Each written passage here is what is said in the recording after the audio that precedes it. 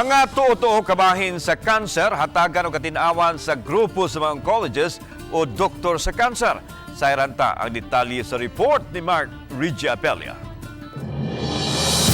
Bisan pa man sa nagkamodernong panahon, daghan gihapon ang adunay totoo kabahin sa balatian nga cancer. Sama na lang niini. Dok, tinuod ba nga makayo ang uling sa kanser? Pasabot ni Dr. Arnold Yuson kabahin niini.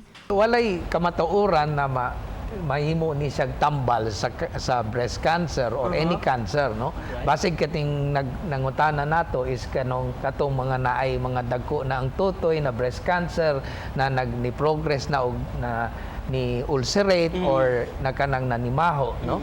So ang uling pwede siguro ibutang sa gawas, no, para makatabang sa baho, but dili in taon na ibutang sa tutoy. Ani ay laing totoo kabahin sa biopsy nga daw makapasamot sa balatian nga cancer. Tinuod ba, Dok? Dili tinuod nga og tusukon nga magbiopsy. Ang pagbiopsy manggod pwede needle, pwede po nga incision kuan og unod. Di na siya tinuod.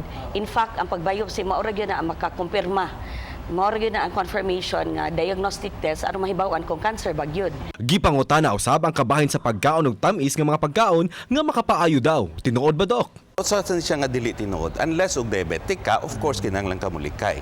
Gidugang sa mga oncologist nga likayan ang mga musunod aron magpabiling himsog ug makalikay sa sakit nga cancer. Matnud ni Dr. Villagas nga ang cancer nagpabiling number 3 sa talaan sa mga sakit sa tibuok kalibutan nga hinungdan sa kamatayon.